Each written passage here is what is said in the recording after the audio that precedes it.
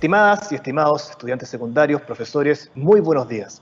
Les damos una cordial bienvenida a la charla Aplicación Design Thinking, organizada por la Facultad de Administración y Negocios de la Universidad Autónoma de Chile, como parte de nuestro ciclo de conferencias Emprendimiento e Innovación en el siglo XXI.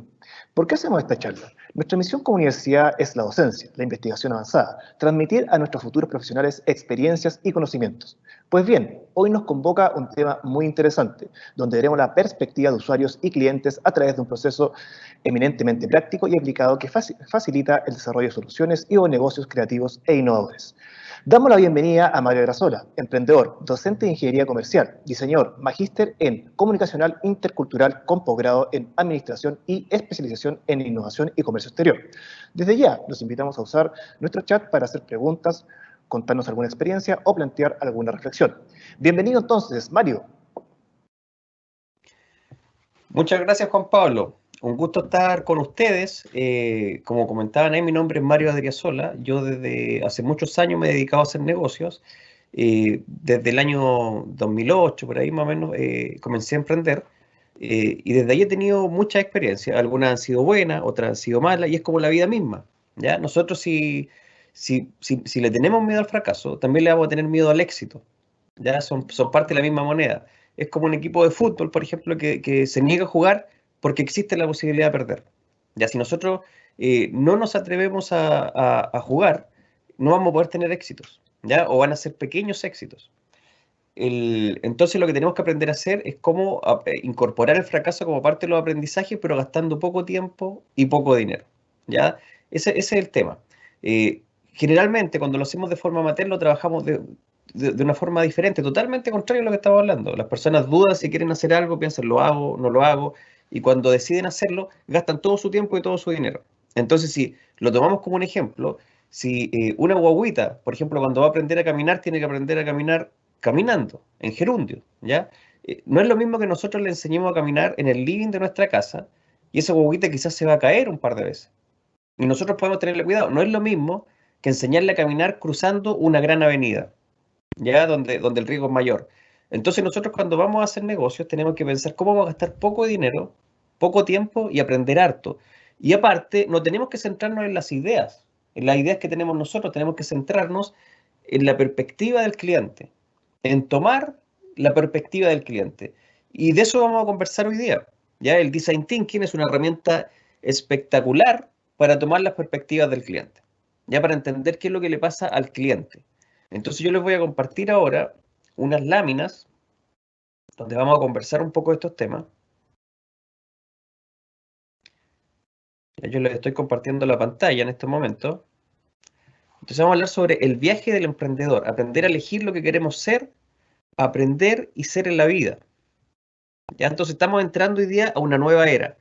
Millones de personas convivimos con inteligencia artificial, aun cuando la mayoría no lo sabe. Esto es una realidad actual. ¿Qué quiere decir esto? La Disculpa, inteligencia Mario. artificial. ¿Cómo? Si puedes dar a la presentación en modo presentación, que no está minimizada la PPT.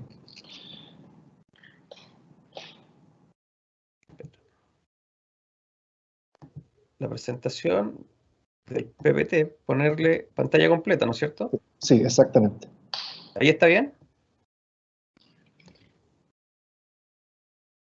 Mira, lo voy a dejar de compartir porque a veces cuando uno lo comparte antes y cambia, el team queda pegado a lo que compartió. Entonces voy a cambiarla.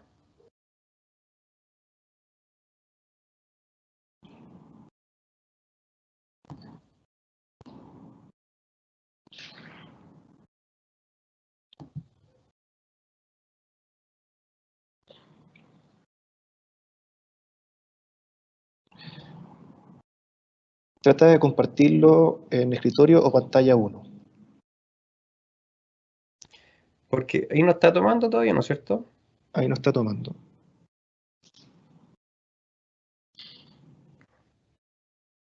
Ya, vamos a compartirlo como me estás señalando tú. ¿Y ahora sí? Ahora sí, perfecto. Adelante. Ya. Entonces, muchas gracias. Entonces, estamos conviviendo con la inteligencia artificial. Somos millones los que estamos conviviendo con inteligencia artificial. ¿Y qué es lo que es una inteligencia artificial? La inteligencia artificial es una máquina que aprende sola. No es lo mismo que algo que está computado, un computador o un software. Es algo que aprende solo. Y aprende tal como nosotros le enseñamos a los niños. Por ejemplo, si queremos enseñarle a un niño cómo es una jirafa. Les pido a ustedes que me cuenten cómo le podríamos enseñar a un niño qué es una jirafa.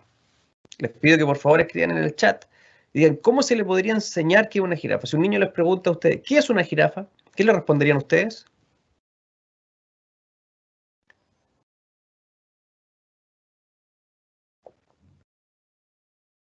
Por favor, Juan Pablo, ¿me puede ir compartiendo Sí, lo que vas a comentar? estoy esperando los comentarios de nuestro público. Les recuerdo que pueden realizar sus comentarios en nuestro chat.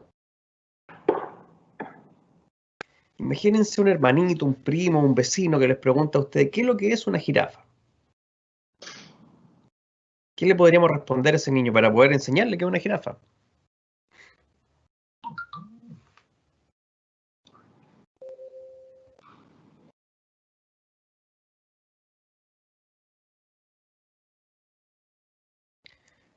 Por acá por interno me llegó un mensaje que dice que podríamos decirle que es un animal con un cuello largo. ¿Qué otras cosas les podríamos decir? Otra persona me comentó diciendo que podríamos decir, mostrarle una foto. ¿Qué otras cosas les podríamos comentar?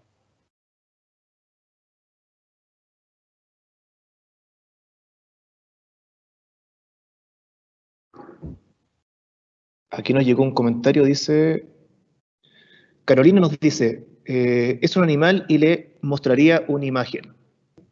Perfecto. Entonces tenemos dos personas que nos han dicho que les mostraría una imagen, o sea, una foto. Otro le dijo que le diría que es un cuello muy largo. Entonces con eso el niño va a empezar a aprender. Pero quizás se equivoque y mire un camello y nos diga jirafa. O mire un ciervo y nos diga jirafa. Y nosotros le vamos a decir, no, mira, ya estás aprendiendo a identificarlo un poco, pero tienes que entender que es amarillo, que siempre son café. Todos esos son patrones. Patrones significa cosas que se repiten, ¿ya? Cosas que se van repitiendo todo el rato. Entonces, una vez que el niño incorpore muchos patrones, va a empezar a distinguir qué lo son las jirafas. Entonces, después nosotros podemos pintar la jirafa negra, por ejemplo, y el niño va a decir, mira, no corresponde al patrón porque no era negra, pero todos los otros patrones me dicen que es una jirafa. Entonces, el niño nos va a decir, es una jirafa igual, está pintada de negra. Y si pillamos una jirafa que ha tenido un accidente y que tiene solo 3 piernas, el niño va a decir, debería haber tenido 4. Pero todos los otros patrones coinciden, la forma, los colores, los ojos, el cuello, entonces yo digo que es una jirafa. Ya, así aprende la inteligencia artificial. Entonces no es como una máquina de esas que están en Sodimac, que yo puedo poner el precio y que si se echa a perder tiene que venir un humano. La inteligencia artificial puede tomar decisiones como cambiar el precio, elegir cuándo, o sea, saber cuándo se van a acabar los productos, puede tomar decisiones y puede tomar decisiones nuevas, aprender cosas. Ya, entonces eso supone un cambio tremendo. Y nosotros pensamos que eso está muy lejos de nuestra cotidianidad. Pero, por ejemplo, Facebook tiene muchas inteligencias artificiales y más del 70% de las decisiones en Facebook no la toman humanos. ¿Ya? No la toman humanos, hay inteligencias artificiales. Cuando ustedes le escriben a Facebook para reportar una imagen, para pedir preguntar algo y esperar una respuesta, el 70% de las respuestas no las emiten humanos, son inteligencias artificiales. Entonces, si ustedes tienen Facebook o Instagram, que Instagram también es de Facebook, al igual que WhatsApp, conviven con inteligencia artificial. Entonces, hoy día nosotros estamos conviviendo con inteligencias artificiales, solo que no lo sabemos. ¿Ya? Hay, por ejemplo, otros casos que ustedes pueden buscarlo en YouTube, como el Amazon Go, donde hay un supermercado donde no lo atienden humanos, o sea, no hay que hacer fila, no hay que pasar por una cajera. Ya no, de hecho, no hay que pasar por ninguna parte mostrando el precio de los productos. Ustedes solo toman lo que quieren y se van. No tienen que ponerlo en un sensor, nada. Solo toman, guardan las cosas en su mochila, en su bolso, donde ustedes quieran y se van. Existen autos que se están manejando sin choferes. Ya Codelco tiene algunos hace varios años. Tesla Motor, pueden buscar esos ejemplos ahí, pero también Uber está haciendo desarrollos para que la próxima línea de Uber se puedan conducir sin humanos, o sea, que el auto funcione solo. Se ocupan en la kinesiología, se ocupan en la medicina, se ocupan en los negocios. La inteligencia artificial llegó y va a cambiar gran parte del mundo que conocemos, junto con otras tecnologías como el Machine Learning, el Big Data, entre muchos otros, ¿ya? Y esto fue similar a lo que ocurrió al final de la Edad Media. Al final de la Edad Media aparecieron las máquinas. ¿Ya? Antes, durante la Edad Media, la gente vivía en los feudos. Estaba el señor feudal y las personas que vivían en los feudos eran siervos de la tierra, o sea, no eran personas libres, eran como los árboles, como los animales, el feudo traía una cantidad de siervos de la tierra, no existía el concepto de libertad. Pero la peste bubónica hizo que la gente se tuviera que ir. Paró todo el mundo que conocían a esas personas y se tuvieron que ir a las ciudades, pero las ciudades estaban vacías, no había nadie. Eran solo espacios de coordinación entre feudos. Y empezaron a ocupar las máquinas para hacer otras cosas.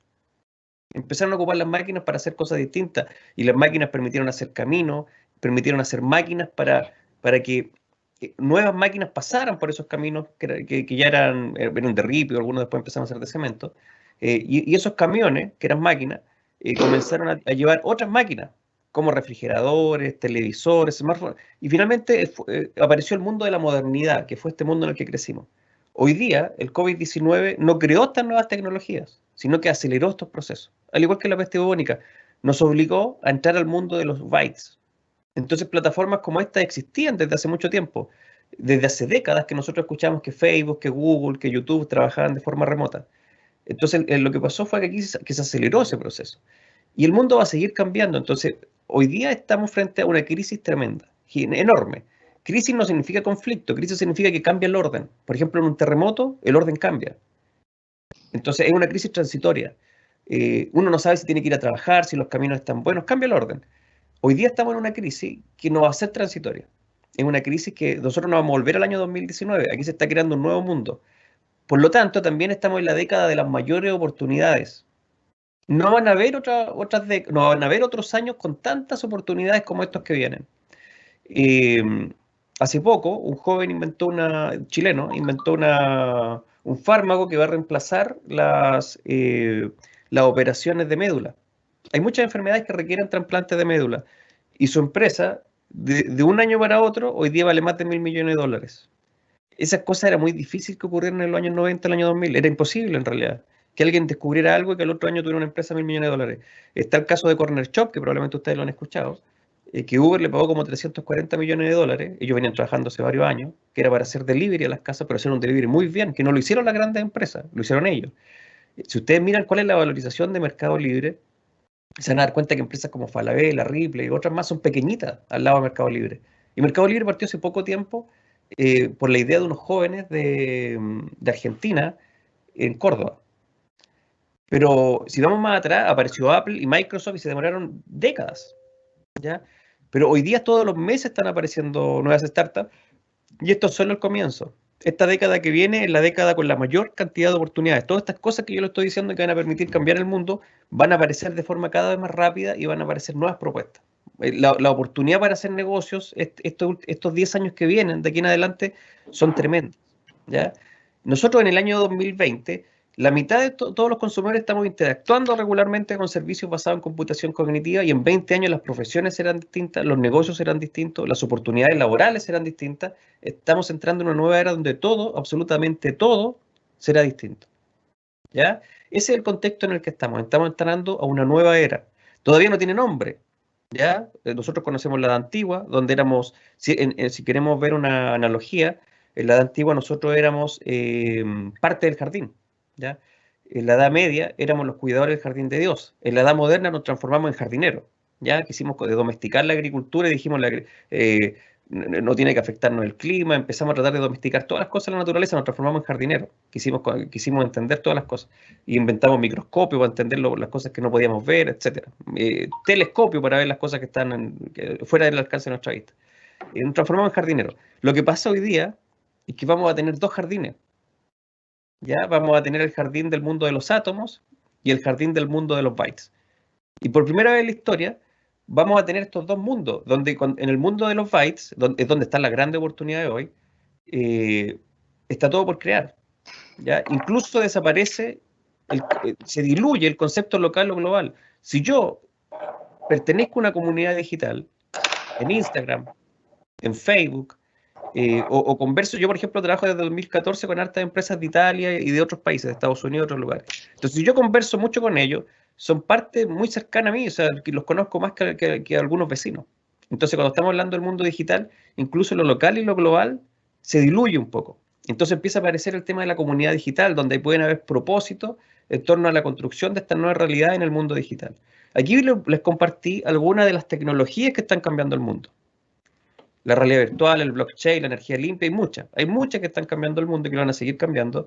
Pero nosotros cuando estamos hablando de negocio, es importante, por ejemplo, el blockchain, que eso va a permitir que nosotros transemos bienes por Internet y son las nuevas bóvedas, son los nuevos sistemas de seguridad. Ya cuando estamos hablando de negocio, digamos, tenés que aprender también blockchain, eh, y que antiguamente se conocía, o sea, unos años atrás se conocía solo por las monedas virtuales, ¿ya? Pero hoy día esto lo están ocupando forestales, lo están ocupando bancos, lo están ocupando un montón de empresas. Y hay novedades, ¿eh? Por ejemplo, los bancos tienen nuevas competencias. Facebook está haciendo mínimo viable en Brasil porque está haciendo que las personas puedan transar dinero por el WhatsApp. Y ustedes pueden decir, ya, pero ¿cómo? ¿Está bancarizando a las personas por WhatsApp? Sí, las está bancarizando por WhatsApp. Y si tienen DICOM, no importa, lo está bancarizando igual. Eso es un cambio tremendo. Hoy día transar dinero en Brasil es tan fácil como enviar fotos por WhatsApp. A nosotros cuando nos dijeron que íbamos a poder enviar fotos por el celular, igual nos pareció raro al principio.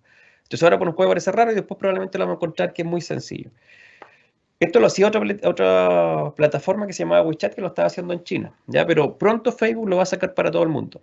Y los nuevos competidores para los bancos van a ser WhatsApp, Google y Amazon. O sea, va a cambiar la banca, tal como cambió el transporte urbano con Uber, tal como cambió el sistema de entretención audiovisual con Netflix. Netflix apareció como una idea de negocio donde eran unos trabajadores de Blockbuster y se les ocurrió que a las personas les daba lata ir a devolver las películas.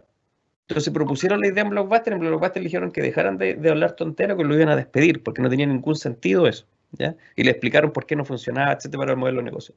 Y las personas de Netflix empezaron a enviar las películas por carta, los VHS por carta, y se la devolvieron por carta, y el negocio creció, y después aparecieron los CD, y fue más barato, y después se metieron a internet, y todos sabemos lo que pasó con Netflix, y le compitieron a todos los canales de todo el mundo, y todos los canales hoy día tienen menos dinero, TVN, Canal 13, hacen temporadas completas, y si al público no le gusta, no importa, están las temporadas completas, hay que pedir más dinero.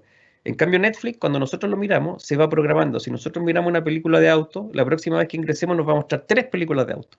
Y después va a tratar de entender cuáles son esas películas de auto que nos gustan, si las de acción, las románticas, etcétera. Y las que no nos gustan van a dejar de grabarlas. Y si nosotros queremos ver algo y no está, Netflix va a pedir que lo produzca. ¿Ya? Nosotros somos parte de la creación del contenido en Netflix. Eh, entonces, esto ha provocado cambios tremendos, ¿ya? Y van a seguir apareciendo, ¿ya? Entonces, tenemos el blockchain.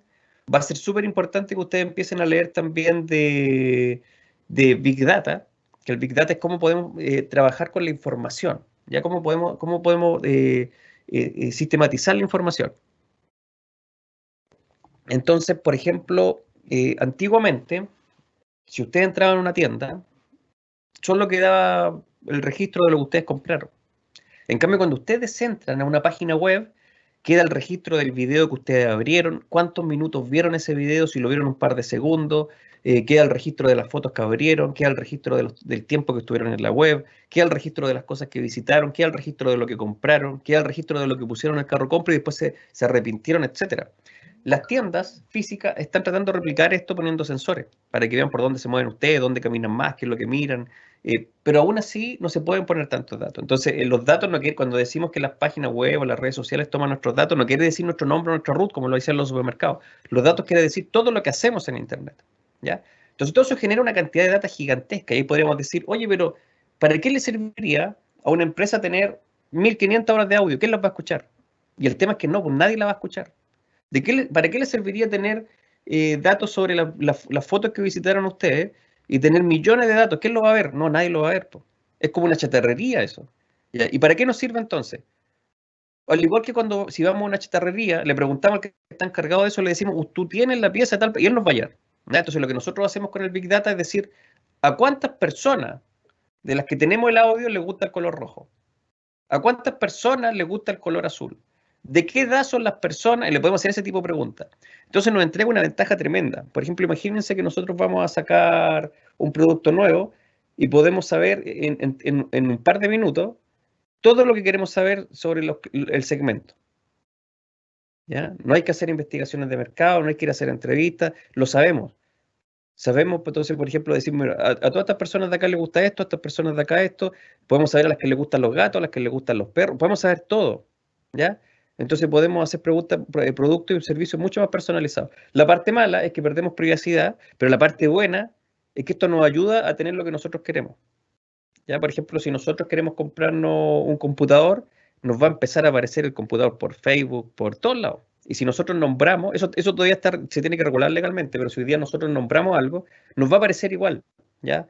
Cuando nosotros apagamos nuestro micrófono, por fe, creímos que lo apagamos. Cuando apagamos nuestros celulares, por fe, creímos que lo apagamos.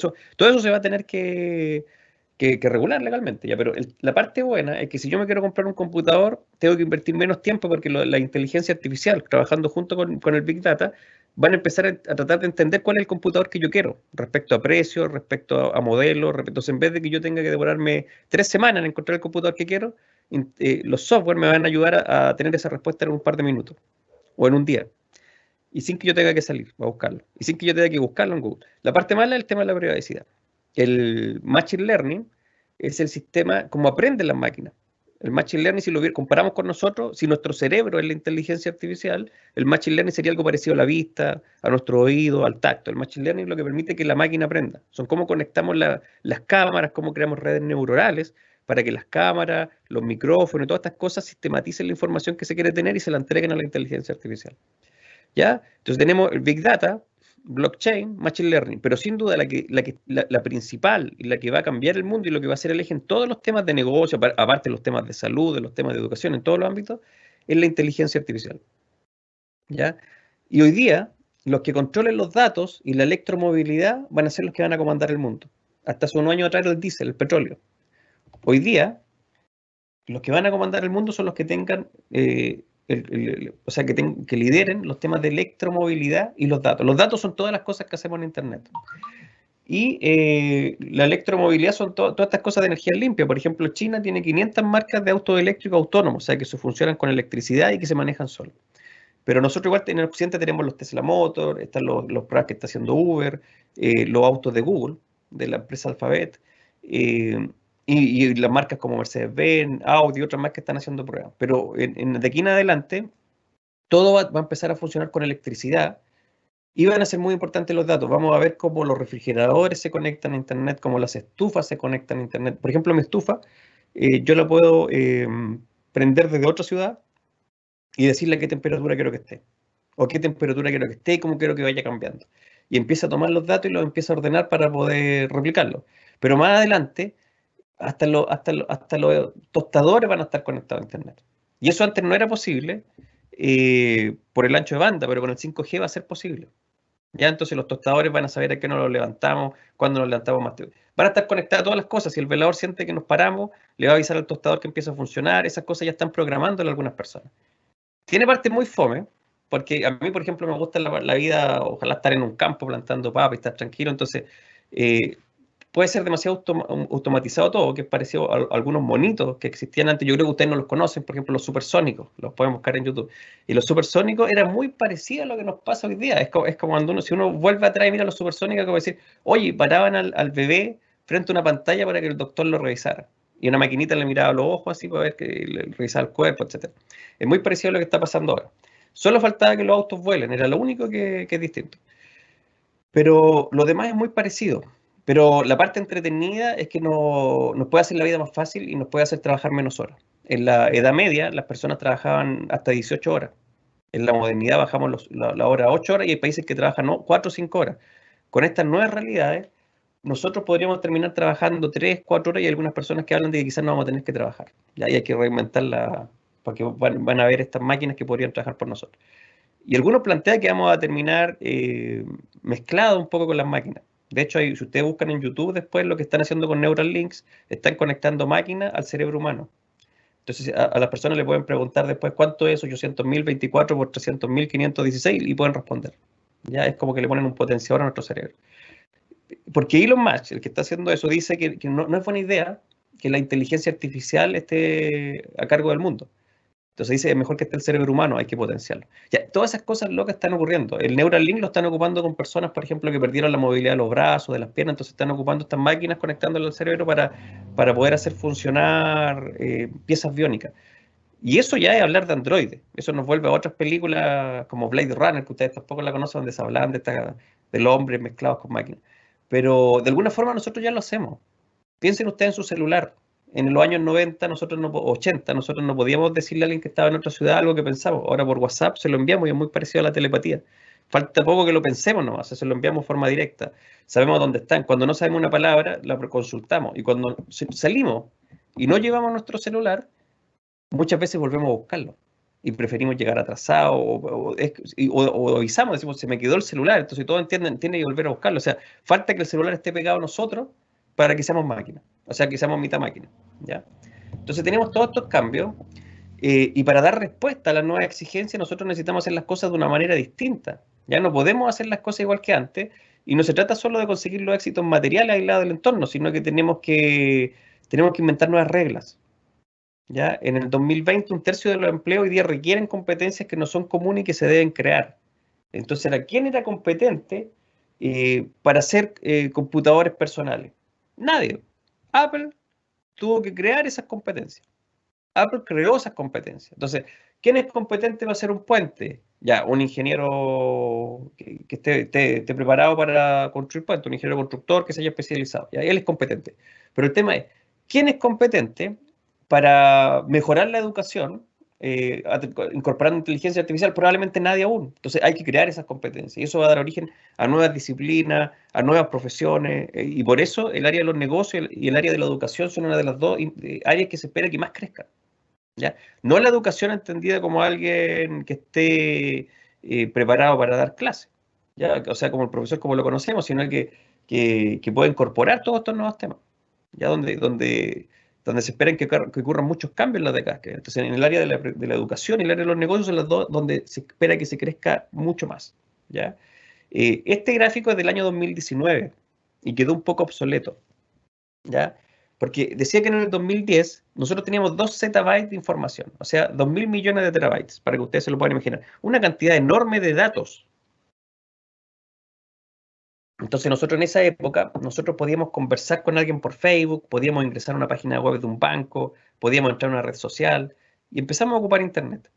En el 2015 teníamos 12, en el 2018 33, o sea, imagínense, del 2015 al 2018 solo en un par de años, o sea, fueron 21 años, algo así, 22 años,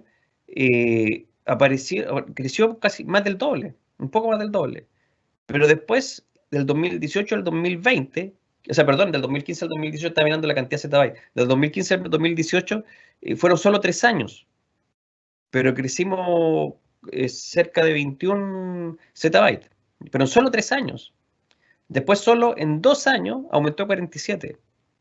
Después solo en 5 años 175, o sea, creció más del triple, ¿ya?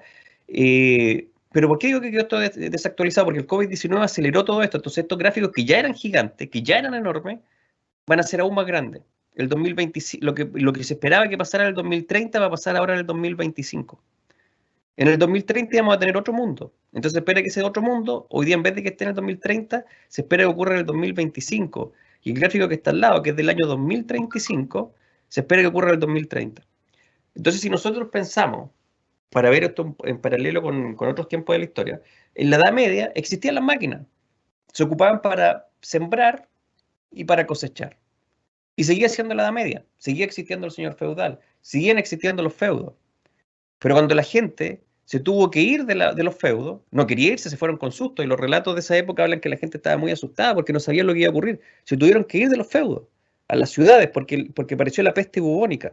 Y si se quedaban iban a morir todos, entonces el señor feudal le pidió todo que se fueran. Y tuvieron que ir a conocer este nuevo mundo. Y empezaron a ocupar las máquinas para hacer otras cosas. Y ahí apareció todo lo que les conté antes, aparecieron todas las máquinas que conocemos hoy, hasta llegar a nuestros smartphones y smart TV, etc. Pero nosotros estábamos ocupando el Internet en la edad moderna, claro que sí. Po. ¿Y para qué lo ocupábamos? Para hacer las mismas cosas que hacíamos siempre. Para entrar a la tienda. Pero antes entrábamos presencialmente, ahora podemos entrar virtualmente. Para hacer una clase, antes la hacíamos presencialmente, ahora la hacemos digitalmente. Las mejores universidades del mundo lo estaban haciendo desde hace mucho tiempo en forma digital. Las grandes empresas trabajaban de forma remota hace mucho tiempo, pero para hacer las mismas cosas, básicamente. Y todos lo ocupábamos para hacer las mismas cosas. Pero el COVID-19 nos dejó encerrados en nuestras casas y nos obligó a entrar a este mundo digital para seguir trabajando. Tal como les pasó a la gente en la Edad Media cuando se tuvo que ir a las ciudades. Y tuvimos que habitar estos espacios de Internet y trabajar en ellos. Y ahora no va a ser para hacer las mismas cosas que hacíamos en la Edad Moderna. vamos a empezar a ver desde este año en los siguientes cómo desaparecen carreras, cómo desaparecen disciplinas y cómo se crean otras nuevas, ¿ya? Y aquí hay un mundo de oportunidades. Hay un mundo de oportunidades para aprender a hacer negocio y para aprender a ocupar todo lo que está pasando acá por Internet. Vamos a empezar a ver cómo el Internet y las nuevas tecnologías se ocupan para hacer cosas distintas, cosas que ni siquiera nos podemos imaginar porque se están creando, todavía no están creadas, ¿ya? Entonces tenemos todo este mundo, ¿ya? Y aquí podemos ver un gráfico, por ejemplo, Microsoft y Apple se demoraron décadas, muchas décadas, en armar su modelo de negocio. Después YouTube, Netflix, se demoraron una década, ¿ya? Amazon partió en el año 94, por ejemplo, pero en el año 2000 ya estaba vendiendo. Pero hoy día no está solo al sur en Silicon Valley, al sur de la bahía de San Francisco, no está solo en Shenzhen, en China, no está solo en Bangalore, en India, no está solo en Tel Aviv, en Israel. O sea, me refiero a las capitales de la innovación. Hoy día la innovación está llegando a todos lados. Está ocurriendo en ciudades como Santiago, en ciudades como Talca y ciudades como Temuco. En Temuco, por ejemplo, hay fondos de inversión. Está Devlas, por ejemplo, que si ustedes tienen un buen proyecto, les puede pasar hasta 7 millones de dólares, si el proyecto es bueno. Ellos prestan para capital de riesgo, o sea, capital emprendedor. No, si ustedes le dicen que quieren hacer una cabaña, un hotel, no les van a pasar dinero. Ellos quieren que ustedes solucionen un problema que no estaba solucionado. Entonces, los inversionistas no están hoy día solamente al sur de la bahía de San Francisco, en Silicon Valley. Están también en Temuco. Están apareciendo startups en Temuco. Han aparecido startups como Lirmi, que en un par de años han logrado facturar 4 millones de dólares. Cosas que eran impensadas hace un año atrás. O ustedes pueden ver los ejemplos más conocidos como Not Company, por ejemplo, que están mezclando molecularmente los distintos vegetales para crear alimentos que son idénticos en sabor, en color y en textura. ¿Ya? Entonces, por ejemplo, Not Company tiene la Not Mayo, que ustedes la pueden encontrar en el Jumbo y en muchos supermercados. Tienen la Not Hamburguesa, la Not Milk, es idéntica la leche, es idéntica, pero todo está hecho con vegetales. Y el dueño de Amazon compró una parte, el hombre más rico del mundo, o ahora parece que el segundo más rico del mundo, el dueño de Amazon, que él partió con una idea en el año 94, y partió vendiendo libros por internet porque pensaba que se iba a vender de todo en internet en el futuro. Lo vio antes que los demás y miren todo lo que creció, pues partió muy pequeñito y hoy día tiene una de las empresas más grandes del mundo. Les compró una parte porque les interesó mucho lo que están haciendo estos jóvenes que estaban trabajando en Santiago hasta hace poco tiempo atrás.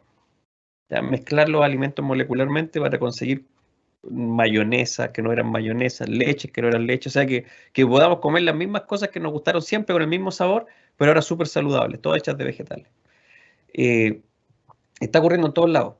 Y hoy día, todos los meses, en muchas ciudades del mundo están apareciendo emprendimientos que pueden crecer mucho. Está lleno de casos, aquí puse algunos, pero está lleno de cosas.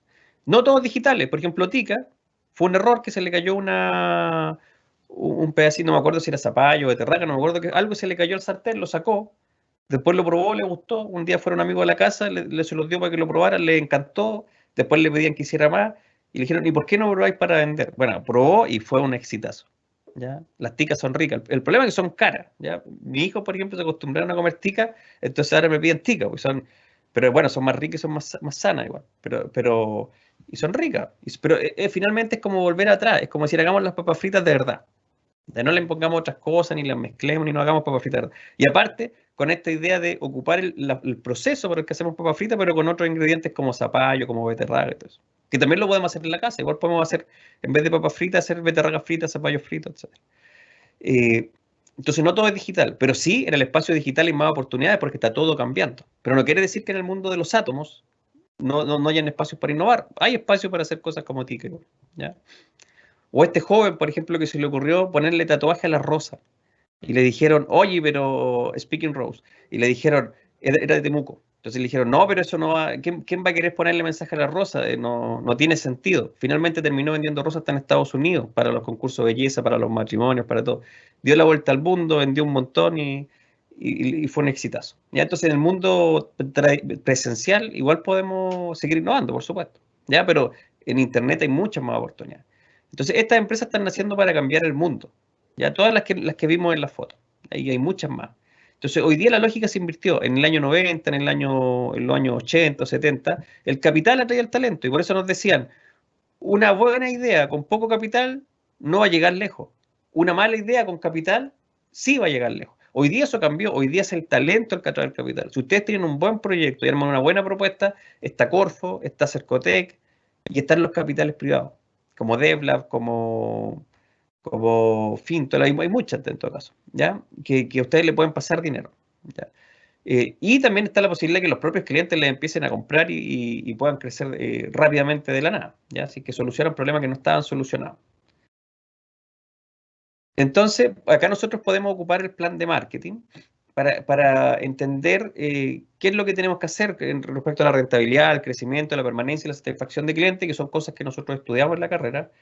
Y el marketing consiste en entender qué es lo que quieren los clientes, en poder desarrollar estrategias y poder armar el producto con precios, con plaza y con promoción. ¿Ya? Entonces, nosotros hacemos marketing para poder tomar la perspectiva del cliente y poder entregársela. Y esto es complementario a los temas que vamos a conversar ahora, en el tiempo que nos queda. Si nosotros queremos ganarle una carrera a Usain Bolt y preguntamos, ¿a quién elegimos? Yo cuando lo hago, siempre me dicen, al más rápido. Digo, ya, pero en este curso, ¿a quién elegimos? Al más rápido. ¿Y qué es lo que hacemos como objetivo? Lo entrenamos. Y después de eso siempre les digo, bueno, perdimos la carrera antes de partir porque Usain Bolt le gana a todos los... Ahora ya está retirado, pero en su tiempo le ganaba a todo y todavía probablemente le sigue ganando todo, aunque esté retirado. Los mejores corredores del mundo. Entonces, ¿por qué nosotros, si no hemos sido atletas profesionales toda nuestra vida, le vamos a ganar por ser el más rápido de un grupo y porque nos van a entrenar? Pero es distinto si nosotros preparamos una carrera en saco, por ejemplo, o una carrera en saco en el barro. Usain Bolt cuando llegue va a decir, oye, pero aquí me cambiaron las reglas del juego, o sea, ¿cómo voy a correr yo en saco y en barro? Acá en el sur es típico esos juegos, por ejemplo, de correr en saco, ¿ya? Las carreras en saco son parte del 18 de septiembre. Entonces, y hay gente que está preparada, y ahí quizás los objetivos serían distintos, habría que ver quizás el que tiene mejor equilibrio, y puede ser que Usain Bolt finalmente nos pueda ganar igual la carrera porque es Usain Bolt, pero ya lo va a sorprender mucho que sean saco y en barro, ¿ya? Entonces las estrategias son para eso, por ejemplo, Corner Shop, que trabajó el delivery de una forma muy distinta, como lo hacía Walmart o como lo hacía Jumbo, cambió la estrategia.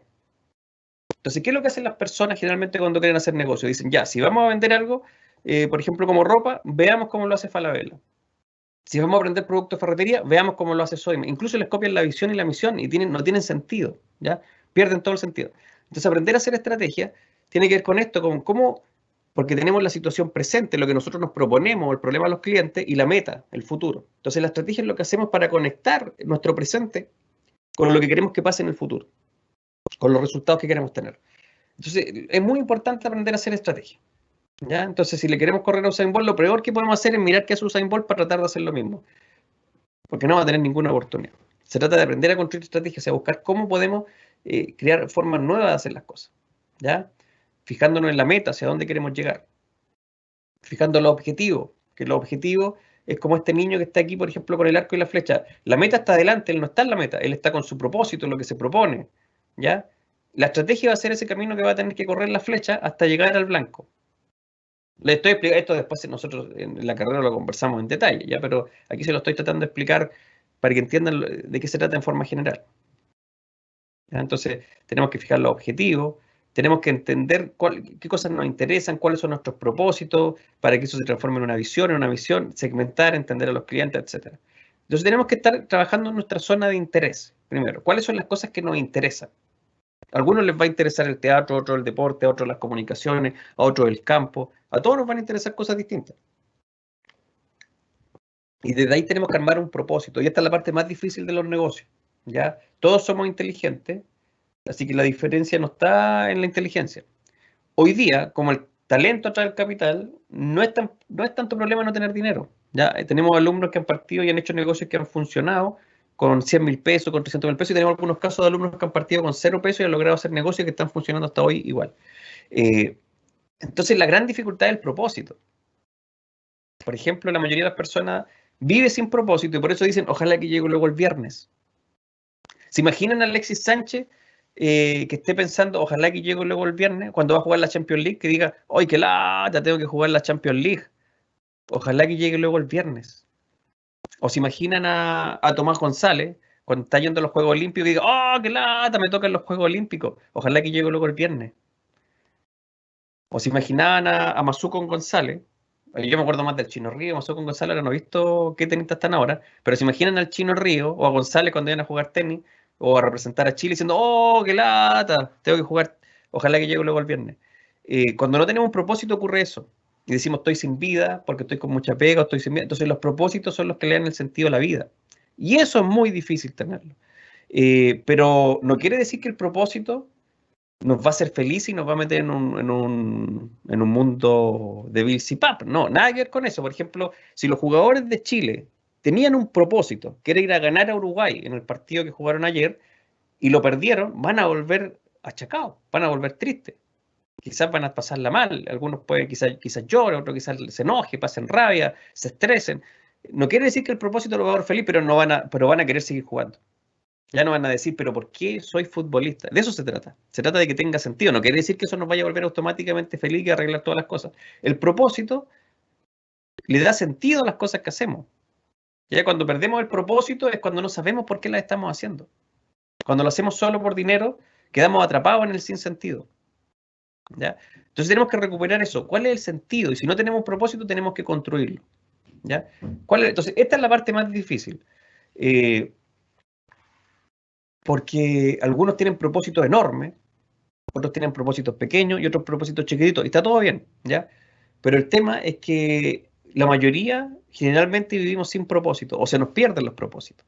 Entonces, esa es la primera gran diferencia que hace que ayuda a que algunas personas puedan tener éxito, el propósito. Entonces, en el mundo del emprendimiento, es similar al de los atletas de alto rendimiento, futbolistas, tenistas. El propósito es muy importante. Y mientras más grande el propósito, es mayor la disciplina que se requiere. No es lo mismo que yo me proponga aprender karate, que son propósitos, a que yo me proponga ser campeón de Temuco, la ciudad donde yo vivo, ser campeón de karate en Temuco. Porque ahí el propósito es más grande, entonces va a requerir una disciplina mayor. Quizás ya no va a bastar con que vaya una vez a la semana a entrenar media hora. Y si yo me propongo ser campeón de los Juegos Olímpicos, el propósito es mucho mayor. Entonces voy a requerir una disciplina mayor, me voy a tener que acostar temprano, no voy a poder carretear. En el emprendimiento es lo mismo, ¿ya? Mientras más grande el propósito, mayor disciplina. Y mientras más grande el propósito también, mayor el trabajo en equipo. Esas tres cosas son muy difíciles porque la mayoría de las personas viven sin propósito, no se arman propósito. No son tan disciplinados y a la mayoría no les gusta trabajar en equipo. A veces tienen que hacerlo, pero cuando uno les pregunta, se prefiero no trabajar en equipo. Trabajar en equipo es tremendamente difícil. Esas son las tres cosas que son las determinantes más grandes del éxito y son las más difíciles de conseguir y de enseñar también. El propósito, la disciplina y trabajar en equipo. Si alguien quiere ser karateca, ir a los Juegos Olímpicos, va a requerir un trabajo en equipo enorme. Si alguien quiere ser tenista profesional, aunque juegue de a uno, va a necesitar un tremendo equipo igual. Ningún tenista puede llegar a ser tenista profesional sin trabajar en equipo. Entonces son las tres cosas más difíciles, ¿ya? Cuando tenemos esas tres cosas, tenemos que aprender a hacer foco. Por ejemplo, Trivago dijo, bueno, el mejor hotel al mejor precio. Y si alguien le decía, oye, pero podrías comprar cabaña, podrías comprar tus propios taxis, podrías decir, no, tengo que hacer foco porque si no voy a tener puras cositas más pequeñitas y que también pueden quebrar. Hacer foco, ¿ya? Ver qué son las cosas puntuales en las que yo voy a ser bueno. Por ejemplo, Nestlé dijo, ya, tengo Sanenu, pero quiero hacer un chocolate de leche distinto, todo. No puede ser Sanenu, ya trencito. Otras personas lo hacen con otra con contabilidad separada, es otro propósito, ¿ya? Entonces, aunque sean los dos de Nestlé y sean chocolate, uno trencito, el otro Sanenu. Ya todo distinto. Entonces, lo arman en personas distintas, todo distinto, contabilidad distinta, etc. Hacer foco. Y aquí partimos con el design thinking ya más de lleno, que esto está relacionado, pero nosotros no tenemos que partir con ideas, porque cuando partimos buscando ideas, pasan 3 meses y decimos, oye, no encontramos ninguna. O encontramos una espectacular, hicimos un brainstorming o una lluvia de ideas en español, estamos contentos, nos vamos a dormir, al otro día nos levantamos y decimos, no, la idea no era tan buena. O probamos nuestra idea y no pasa nada, ¿ya? Porque hay que partir por los problemas. Hay que identificar problemas de los clientes, no ideas de nosotros. Pero el tema es que no vemos los problemas. Solo vemos los problemas que están solucionados. No vemos los problemas que están sin solución. No los vemos. Como especie somos muy malas para ver los problemas. O sea, podríamos decir que somos geniales porque somos la única especie conocida que lo hace, ya, pero los vemos poco, solo vemos los problemas solucionados. Por ejemplo, si yo les digo que tengo frío, ¿qué me podrían ofrecer ustedes? Si les digo que tengo frío en este momento, ¿qué me podrían ofrecer?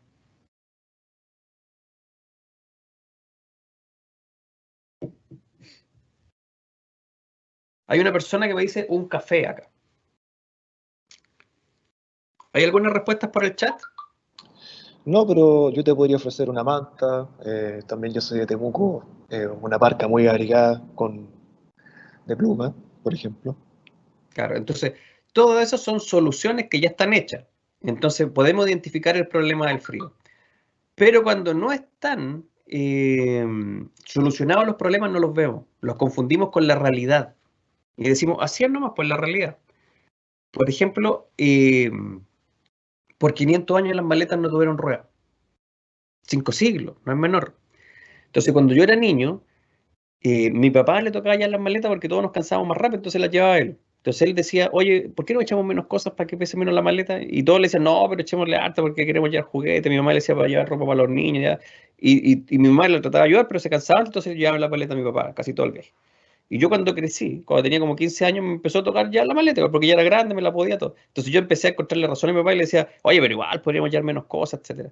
En ese tiempo ya existían las maletas con ruedas, pero no estaban en Chile, no eran comunes. O por lo menos yo nunca accedí a ellas, pero nunca con nosotros conversamos, oye, ¿por qué no le ponemos ruedas? No se nos pasaba por la cabeza, entonces la confundíamos con una realidad. Decíamos, ya, queremos llevar hartas cosas, pero queremos que pese poco. No, no se puede. ¿Por qué no se puede? Porque es imposible. Es imposible. Es una realidad. Si tú le echas hartas cosas, va a pesar harto. Y Mozart ocupaba maleta. Mozart vivió hace 500 años. Sale en la literatura que viajaba con su maleta para todos lados. Por 500 años a nadie se le ocurrió que esto era un problema. Decían, es una realidad nomás. Po. Entonces el problema estaba, pero estaba resignado. Era una realidad. ¿Ya? Pero ¿en qué momento se le pusieron ruedas a las maletas? Justo en el momento en que mucha gente empezó a viajar fuera de Chile. Mucha gente, o sea, este problema que está resignado en una realidad empezó a afectarle a más personas, porque antes viajaban las personas, pero viajaban a lugares cercanos, de un pueblo a otro pueblo, y habían personas como Mozart que viajaban, pero eran muy pocas, y Mozart no iba a estar preocupado de los viajes de las maletas, Mozart estaba preocupado de sus canciones. Entonces fue solo cuando millones de personas empezaron a viajar para todos lados, este problema empezó a afectarlo, porque nos afecta sintomáticamente. Aunque no podamos definirlo conceptualmente, es como cuando nos resfriamos, decimos, oh, estoy resfriado. ¿Y cómo lo sabéis? Porque lo siento. ¿Ya? Sintomáticamente nos empezó a afectar. Entonces, de ahí una persona dijo, ¿sabéis que esto es un problema? Esto no es una realidad. Y estaba en un aeropuerto y vio cómo llevaban maleta en un carro supermercado y dijo, ya, ahí está. Hay que ponerle... Pero si no hubiera estado en el aeropuerto mirando, no se le hubiera ocurrido. Solo el que busca encuentra. No se le hubiera ocurrido. Entonces, como ya estaba mirando cómo viajar, dijo, ya, mira, este compadre lleva las maletas en un carrito de supermercado, ya, hay que ponerle rueda a la maleta. Pero por 500 años estuvo resignado. Por 500 años personas pasaron por una historia parecida a la que les conté yo, que queríamos llevar muchas cosas y queríamos que nos pesara poco, pero decíamos, bueno, es imposible. Entonces, innovar se trata de correr esa barrera a lo imposible, para después decir, ganamos tantos metros de posibilidades. ¿Ya? Los lentes con filtro para luz azul. La tecnología existía hace muchas décadas, pero en los años 80, si ustedes viajaban por la carretera, se iban a encontrar con poco auto. Entonces eran muy pocas las personas que finalmente les molestaba la luz. Entonces era inevitable, era como que ya estaba listo para que ocurriera. Entonces alguien, si no lo descubría el que lo inventó, otro lo iba a descubrir igual, porque cada vez nos molestaba más la luz azul porque empezaron a aparecer más autos. Y si alguien no lo hubiera inventado en ese momento, ahora era seguro que alguien lo descubría porque más personas íbamos a estar enfrentando los problemas de estar mucho frente a la luz azul. Hoy día somos millones los que estamos mucho tiempo frente a pantalla. Entonces ahí lo normal sería decir, bueno, es imposible que nuestros ojos toleren bien tanto tiempo de luz azul, o sea, después nos cuesta dormir, nos genera más estrés, nos daña la vista, etcétera. Entonces, lo normal era decir, oye, ocupemos menos pantalla. Ya, pero otra persona dijo, no, esto es un problema. Entonces, inventaron los lentes con filtro para luz azul. Lo inventaron porque a la gente le molestaba cuando manejaba, ¿ya? Pero si no lo hubieran inventado, era seguro que lo inventaban ahora porque los problemas son sociales. No es que alguien aparezca e invente una idea. No es eso. Lo que pasa es que alguien aparece y logra encontrar esos problemas que están presentes en nuestra sociedad, pero que no los vemos. ¿Ya? Así apareció el fuego, así apareció la rueda, así aparecieron las mesas, así aparecieron las ventanas. así aparecieron sus escritorios, así aparecieron los computadores, así aparecieron los smartphones, así aparecieron las maletas con ruedas, así aparecieron los lentes con filtro para luz azul. Entonces, ¿cuál es la única manera? Si no, no se trata de buscar ideas, se trata de buscar problemas, pero no vemos los problemas, es la empatía. ¿Y qué es lo que es la empatía? ¿Quién puede comentarme qué es la empatía?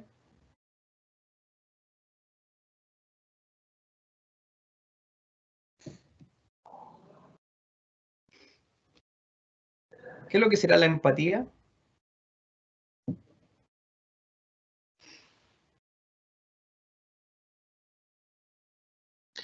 Bueno, la empatía siempre es ponerse en el lugar del otro. Perfecto. Entonces, si estamos hablando de negocio, perfecto, la empatía es ponerse en el lugar del otro. Si estamos hablando de negocio, es ponerse en el lugar del cliente. ¿Ya?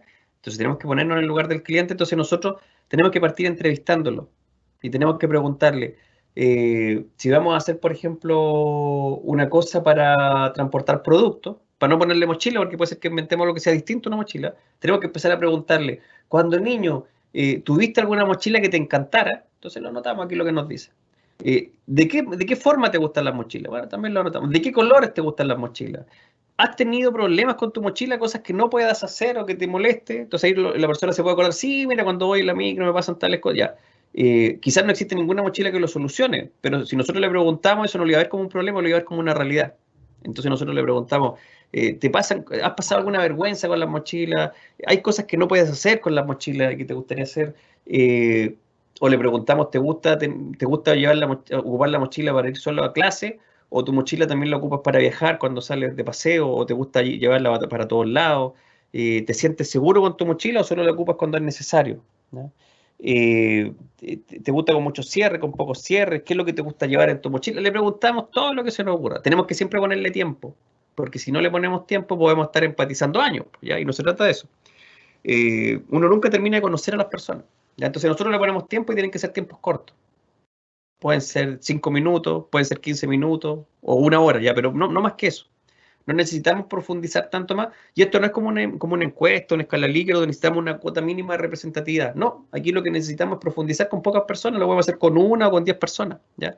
Si vamos a diseñar un carro supermercado, no podemos ir a preguntarle a nuestra mamá, a nuestro vecino, tenemos que ir a preguntarle a las personas que ocupan los carros supermercados, a clientes que ocupen harto los carros supermercados y a los que cuidan el supermercado, porque ellos están interactuando harto con los carros supermercados. Lo normal sería ir a preguntarle al gerente y a las personas que construyen los carros supermercados. Y ellos le vamos a hacer la entrevista, y ellos nos van a decir, no, si así como están también. ¿Ya? Pero si vamos a preguntarle a los clientes, que podríamos decir, pero ellos no son los expertos. No, pero son los que lo usan. O sea, sí, son los expertos. ¿Ya? Entonces ahí les vamos a preguntar. Y si se hizo un ejercicio como este, y por ejemplo se dieron cuenta que habían muerto millones de guaguitas porque cuando se da vuelta el carro supermercado cae con todo el peso del carro y se golpea en la cabeza. Se dieron cuenta de que la gente cuando quiere poner bolsa no tiene dónde colgarla. Y si las pone dentro del carro, pues tiene que levantarla. Tiene que ir a buscar las cosas más pesadas primero para ponerla abajo. Entonces diseñaron un carro muy distinto, donde uno le podía apretar un botón y podía hablar con la cajera y preguntarle, en vez de andar buscando a alguien, le podía preguntar dónde está tal producto o si está o no está ese producto. Estaba hecho para colgar bolsas por la orilla y venía con módulos de caja por dentro. Y lo más entretenido es que salió al mismo precio que los carros de metal que conocemos nosotros. Y traía una parte que era segura para poner la guaguita más. Y tenía el mismo precio que el otro. Y el supermercado pidió que nadie lo patentó para que nadie pudiera hacer nada parecido por 15 años. Nosotros cuando patentamos industrialmente solo podemos patentar por 15 años. Ya después de eso las patentes se liberan. Pero el design thinking se ha ocupado para todo. De ahí apareció el microondas, aparecieron las mochilas con cierres por la espalda, han aparecido un montón de productos. Por ejemplo, IDEO, que trabaja con design thinking, ha trabajado con la NASA, con Apple, con un montón de empresas. Entonces acá nosotros le ponemos las cosas que nosotros vamos entrevistando con pocos usuarios, siempre usuarios, no con cualquier persona, usuarios, personas que usen estas cosas, ¿ya? Entonces, con eso comenzamos el proceso de la empatía, que es el proceso relacional, ¿ya? El del sentido común, el de la comunicación en general. Pero después tenemos que profundizar, y la única forma de profundizar es preguntando por qué. Los niños lo hacen muy bien, ¿ya? Los niños cuando nosotros les decimos algo siempre nos preguntan por qué. Esa es la única forma de profundizar y es el segundo paso de la empatía. A los niños que le responden más por qué les va mejor en la vida, porque a los que le responden menos por qué se les enseña a hacer caso, se les enseña a seguir orden, etcétera, pero no se les enseña a crear, no se les enseña a construir propósito, ¿ya? Entonces, muy importante, los niños aparte solo preguntan por qué de las cosas que les interesan. No quiere decir que si preguntan de fotografía van a ser fotógrafos. Quiere decir que les interesó la fotografía. Y después de todas las cosas que les interesan, ellos van a ir eligiendo lo que quieren ser. Lo que quieren ser, aprender y hacer en la vida. Pero si uno les contesta menos por qué, los va limitando. Les va quitando las ganas de crear, las ganas de sentir propósitos, etc. Y nuestra educación en general, en la básica, en la media, etcétera, no nos da mucho espacio para los por qué.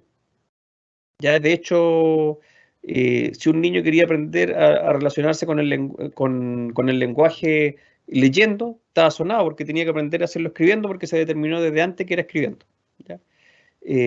Entonces hemos tenido por muchas décadas educaciones que no están centradas en la creatividad, no están centradas en el verbo crear. Pero esto está cambiando. En muchos países, en muchos lugares, en muchas instituciones, cada vez hay más espacio para estos temas. Y para nosotros esto es un tema fundamental, el poder crear, el verbo crear, un verbo infinito, poderoso, ¿ya? Que está muy cercano al amor, además. Nosotros cuando creamos la escoba, por ejemplo, no la creé yo, me refiero como especie, cuando se creó la escoba, permitió que las personas no se tuvieran que agachar y estar todo el día agachadas para limpiar. Y antes, en las casas que se hacía aseo, que eran pocas en las que se hacían aseo, tenían que tener a 5 personas haciendo aseo en las casas. Y esas personas no hacían aseo en sus propias casas, pero cuando se inventó la escoba, todas pudieron hacer aseo muy rápido y en todas las casas se puede hacer aseo. Entonces, cuando creamos, también tenemos la posibilidad de crear un mundo mejor. ¿Ya? Entonces, es un verbo muy, muy poderoso. Entonces, tenemos que preguntar al menos 5 por qué. Porque si preguntamos un solo por qué, no vamos a tener respuesta. Si nosotros le preguntamos a nuestras parejas, Juan Pablo, vemos que están raras y le preguntamos, ¿qué te pasa? ¿Qué es lo más normal que nos van a contestar? Nada, todo Nada, bien. ¿no es cierto? Todo bien. Entonces, si le preguntamos a un cliente, ¿qué le pareció esto? Bien. Y le preguntamos por qué, nos va a decir, no, nada, todo bien. Muy poco nos van a dar respuesta. Entonces, es porque la mayoría de la gente no quiere responder. De hecho, si le preguntamos a alguien cómo estáis, ¿qué es lo más probable que nos diga la otra persona? Si le decimos, hola, ¿cómo estáis? Estoy bien aquí, Ya dándole. todos decimos eso. Y cuando alguien nos dice, mucha más o menos, la mayoría le dice, oh, dijo más o menos, vamos a tener que preguntarle por qué. Porque en realidad nosotros culturalmente asumimos que cuando alguien nos dice cómo estáis es que nos está diciendo hola. Entonces nosotros para contestarle hola tenemos que decirle bien. ¿Cómo estáis? Bien, eso es un saludo. Entonces cuando alguien dice más o menos, es como chuta, el compadre complicado. Voy a tener que preguntarle por qué. Y si después me sigue contando, en otras culturas no es así, ¿eh? En otros lugares cuando alguien dice cómo, o sea, tratan de saber cómo están las personas. Y es considerado una falta de respeto y mala educación preguntarle a qué te dedicas ahí. Pero nosotros culturalmente cuando estamos en cualquier lado conocemos a alguien y le decimos, ¿y qué es lo que haces? ¿Qué es lo que estudias? ¿A qué te dedicas? Ya, en otro lado una falta de respeto, pero nosotros culturalmente, o sea, porque estamos midiendo a la persona por su estatus social. ¿Ya? Decimos, ¿a qué te dedicas? ¿Qué es lo que haces? Y después de eso veo si conversamos. Eh, pero eso es parte de nuestra cultura, no en todos lugares así como les decía. Entonces, nosotros tenemos que preguntar al menos 5 por qué sobre los temas. Los temas que anotamos antes, por ejemplo, de qué color quiere que sea esta cosa para transportar productos en la mochila, de qué forma, si lo ocupa solo para viajar, nosotros tenemos que preguntarle. Imagínense el que le preguntamos, ¿y por qué verde? Y nos dice, porque me gustan las flores. Nosotros le decimos, ¿y por qué me dijiste verde entonces si te gustan las flores? Bueno, porque no relacioné lo floreado con un color, pero en realidad me gustan los floreados. Y si le decimos, ¿y por qué floreado? Y nos dice, por ejemplo, porque me gusta que la mochila esté relacionada con los viajes y yo relaciono mucho las flores, el paisaje, este tipo de cosas con los viajes. Y decimos, ¿y por qué lo relacionas con los viajes? Bueno, cuando yo era niño, estaba siempre, por ejemplo, en lugares cuando empezaba a llegar la primavera, se llenaba de flores y eso era el momento donde yo más salía, más viajaba y me gustaba agarrar mi mochila y salir a viajar. Y cuando siento el aroma de esas flores, entonces ahí nosotros podemos decir, mira, sabes que da lo mismo el color que tenga la mochila, pero tiene que tener ese aroma. Y hay muchos productos que de esa manera han llegado a identificar cuáles son los aromas que necesitan tener esos productos. El tema es que yo nunca lo hubiera sabido si no empatizaba con ese cliente. Y si me hubiera quedado con la primera respuesta y me decía verde, yo le decía, yo sé por qué me dices verde, porque yo estudié este tema, mira, yo soy experto en... Matamos el proceso de la empatía. Si yo le digo, mira, pero estás equivocado porque en realidad... Y el cliente después me encontraba razón, igual maté el proceso de la empatía. Entonces la única forma es preguntar a todos por qué, como lo hacen los niños. Y podemos encontrar respuestas que no sabía el cliente y que tampoco sabíamos nosotros. Porque después de que le preguntamos 3 o 4 por qué a alguien, las personas dejan de saber la respuesta. Entonces tienen que ponerse a pensar por primera vez, en ese momento, cuál es la respuesta. Y la contesta, o sea, contesta algo que no había pensado nunca, algo que él tampoco sabía. Entonces Ford no nos podía preguntar a nosotros qué es lo que queríamos, qué queremos, porque Ford la gente le hubiera dicho a Ford un caballo más rápido, porque en ese tiempo la gente se movía a caballo, no lo hubieran dicho un auto. Steve Jobs no le podía preguntar a las personas qué quieren, porque en ese momento todos querían celulares más pequeños, ¿ya? No lo hubieran dicho un smartphone. Entonces nosotros solo cuando preguntamos hartos por qué, nos empezamos a entender esas cosas profundas que les pasan a los clientes y desde ahí podemos proponer algo. Entonces nosotros tenemos que, todo eso que nosotros analizamos, nosotros tenemos que tomarlo como necesidades, deseos y metas. O sea, cosas que está tratando de lograr mi cliente. En este caso, entre ustedes, que están tratando de lograr sus compañeros si estuviéramos en clase. ¿Ya? Por ejemplo, comer es una necesidad. Ahora, un churrasco italiano, eso ya no es una necesidad, es un deseo. Una hamburguesa con doble queso y tocino, también es un deseo. Insectos asados, también es un deseo. El primero, el churrasco italiano, era un deseo chileno. La hamburguesa con doble queso y tocino era un deseo norteamericano. Los insectos asados es un deseo de Medio Oriente. Pero todas tienen en común que son de la necesidad de comer. Si le preguntamos, ¿y por qué quieres comer eso? Para salir, para pasarlo bien. Entonces la meta es un panorama. Es muy raro que alguien diga, por ejemplo, salgamos a comer una ensaladita todo afuera para pasarlo bien y todo. La mayoría es que cuando quiere un panorama sale afuera a comerse un sándwich. Entonces la meta es ese final que queremos lograr. Si alguien nos dice que quiere dormir, eso es una necesidad. Pero si nos dice, quiero dormir a la orilla del mar, bueno, eso ya es un deseo. Y si le preguntamos por qué, y nos dice, porque quiero relajarme. Ah, esa es la meta, quiero relajarse. Pero cuando nosotros entendemos esas tres cosas y las podemos triangular, podemos decirle al cliente, mire, yo te puedo ofrecer esto para que tú te puedas relajar y también tiene que ver con lo que tú deseas. ¿Ya? Entonces podemos crearle cosas que ni el cliente espera, pero eso solo lo podemos construir juntos. Entonces ahí tenemos que anotar eso. ¿Qué está tratando de lograr? Entonces, la necesidad, eso que necesita, pero no son solo cosas básicas como comer o dormir. Por ejemplo, el afecto también es una necesidad. Pero el afecto en Latinoamérica lo expresamos abrazándonos, por ejemplo. El afecto en Medio Oriente se expresa con reverencia. ¿Ya? Son cosas, tú abrazas a alguien de Medio Oriente, lo va a encontrar invasivo. Es como que llega alguien y te quiera dar un beso, lo van a encontrar que nada que ver. ¿Ya? Entonces, las necesidades pasan por culturas y por gustos personales. Ahí se transforman en deseos. Entonces, cuando alguien quiere comer, su deseo va a partir de la cultura y de las cosas personales. Entonces, la necesidad y los deseos son lo mismo, solamente que el deseo es cuando ya pasó por la cultura. ¿Ya? Y la meta es lo que se quiere lograr. Entonces, ahí tenemos que anotar, usando verbos, de todas las preguntas que le hicimos antes al cliente y todos los porqués que le hicimos, qué es lo que quiere lograr. Pero por otro lado, tenemos que anotar las emociones y los sentimientos abajo en los insights. Entonces, si estábamos hablando de mochila, y el cliente nos decía, pucha, mira, yo estudio arquitectura, entonces necesito tener una mochila que permita guardar las reglas, que permita guardar los lápices, las cosas, guardo el computador, pero el computador se me raya con la regla metálica, entonces necesito tener un compartimento aparte, que todo vaya por cierre aparte para que no queden en el mismo lugar, etcétera. Y por otro lado nos estaba contando que igual le dan miedo a las mochilas porque le han robado los paraderos, le han robado las micros y que mientras más cierres tiene la mochila es más peligroso que la roben. Entonces nosotros cuando la anotamos, cuando vemos las cosas que nos está conversando, decimos, mira, entonces lo que está tratando de lograr es una mochila que tenga muchos bolsillos, con muchos compartimentos, con muchas cosas, pero contradictoriamente, paradójicamente, cuando vimos sus emociones, decía que le daban miedo los cierres, porque le podían robar. Contradicción, pues, o sea, necesita una mochila con muchos cierres, muchos compartimentos para guardar las cosas que ocupa, pero por otro lado le dan miedo. Nosotros lo que tenemos que hacer con esto es sintetizarlo, tratar de entender esto, pero esta contradicción nos va a obligar a innovar. Este ejercicio se hizo y el invento, que después ustedes lo pueden buscar en internet igual, hicieron la mochila con muchos cierres, pero se lo pusieron por la parte de atrás.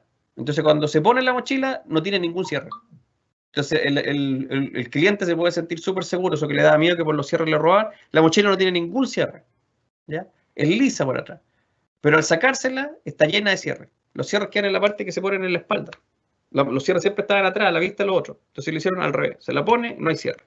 ¿Ya? Entonces cuando hacemos esto, podemos ver estas cosas que antes las confundíamos con la realidad. Que decíamos, no, imposible que tenga muchos compartimentos si no tiene ningún cierre. ¿Ya? Entonces se hace posible eso. Entonces ahí tenemos que entender al cliente, ver lo que está tratando, triangular las necesidades, los deseos y las metas, ¿ya? Para poder ver qué es lo que quiere. Y cuando nosotros tenemos estos datos de los clientes, podemos hacer otras cosas que no son del design thinking, como el Canvas, por ejemplo, donde nosotros podemos anotar quiénes son los clientes. Podemos empezar a ocupar esa información del design thinking para entender quién es el cliente. para entender de verdad quién es el cliente y no empezar a inventarlo, hombres, mujeres, segmento D o ABC1, para no inventarlo, ponerlo de verdad, quiénes son los clientes, qué cosas les gusta. Podemos definir el problema, porque el Design Thinking ya lo estamos trabajando. Entonces, el problema, nosotros tenemos que ver qué es lo que necesita. Porque es lo que trabajamos antes, qué está tratando de lograr y las emociones, pero aquí lo sintetizamos con poquitas palabras. ¿Qué es lo que necesita? En este caso, una mochila con muchos compartimentos, pero sorprendentemente le dan miedo los cierres, ¿ya? Entonces, nosotros con esa información, nosotros el problema también lo podemos notar en el Canvas, ¿ya? Y también podemos entender el valor. El valor es todo lo contrario al precio. La gente dice, oye, el valor de esto, no, eso es el precio. El valor es todo lo contrario al precio. Entonces, el precio es lo que la gente está dispuesta a perder. Digamos, estoy dispuesto a perder 300 pesos por eso. Estoy dispuesto a perder mi sueldo por eso. Estoy dispuesto a perder 3 años de mi sueldo a futuro. Ya. El precio tiene que ver con eso. Ya, lo que estoy dispuesto a perder. O no estoy dispuesto a perder nada. ¿Ya? Y el valor es todo lo que quieren recibir. Entonces, si yo voy a comprar un paquete de tallarines, el precio es lo que tengo que pagar por ese paquete de tallarines. Eso que yo voy a perder. Lo puedo hacer por trueque, lo puedo hacer con dinero, pero lo voy a perder. Y el valor es lo que recibo. O sea, el paquete de tallarines en ese caso sería el valor. Ahora, si en un local me lo entregan más rápido y sonriendo, puede ser más valioso. Más valor. Y después yo quizás me acostumbre y quiero recibir el paquete de tallarines, pero rápido y con una sonrisa, ¿ya? Entonces el valor es todo lo que recibimos. Cuando tenemos claro qué es lo que quieren recibir las personas, cuando tenemos claro el valor, podemos hacer las soluciones.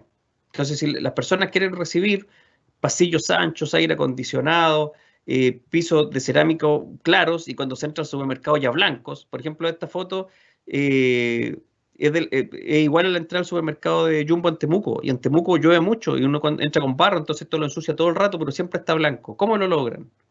Porque están todo el rato limpiándolo. Entonces, si los clientes dicen, ya siempre va a estar limpio, y lo hacemos blanco a propósito, porque para que se note que está limpio, o sea, todo el rato está limpiándolo. Y tiene aire acondicionado, o sea, tú con la hora que vayas va a estar con un ambiente rico. Y por otro lado, hay personas que dicen, oye, yo quiero que sea muy barato comprar. Entonces, el piso de cemento, y no se va a limpiar a cada rato porque eso igual es caro. Sin aire acondicionado. Porque si no, si yo le pongo aire acondicionado, le voy a tener que indexar esos costos al precio final. Entonces digo, no, sin aire acondicionado. Oye, la fachada, no, tampoco, porque también es cara. Y le voy a tener que indexar esos costos al precio final. Y no quiero que suba el precio final, quiero que sea barato. Y aparte, quiero comunicarle a los clientes que aquí es barato. Quiero que parezca que es una bodega. Y así empezamos. Acá un montón de cajas. Y siempre con hartas cajeras. Acá no, pocas cajas y si no horario peak, que hayan filas largas, ¿no?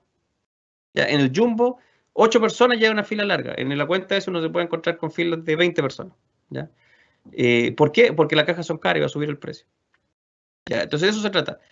El Jumbo obviamente va más a veces uno, pero yo me he encontrado un supermercado más barato que en la cuenta.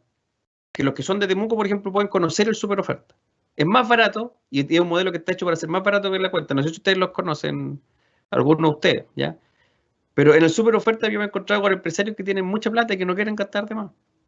Entonces, tiene que ver con lo que las personas valoran. Entonces, si alguien, aunque tenga mucho dinero, si quiere ahorrar, le va a gustar el supermercado que le permite ahorrar.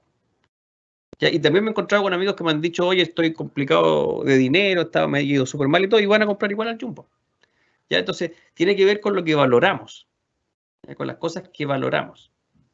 Entonces, nosotros el valor tenemos que hacerlo en toda la cadena de valor, o sea, los proveedores, distribuidores, los clientes, los trabajadores, todas las personas que están presentes en la cadena de valor.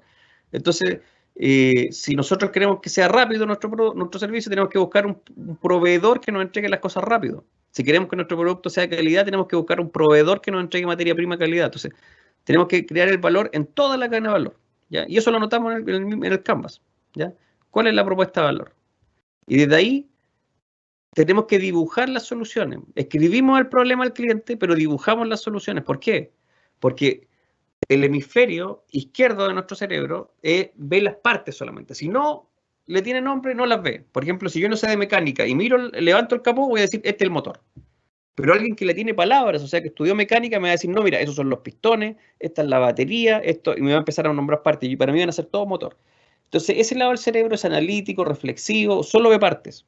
Es crítico, etcétera. Entonces, es bueno para buscar los problemas. Entonces, con todo lo que nosotros hicimos de los clientes, las preguntas, la empatía que estoy tratando de lograr, tengo que poner con al menos 5 palabras, escribir cuál es el problema.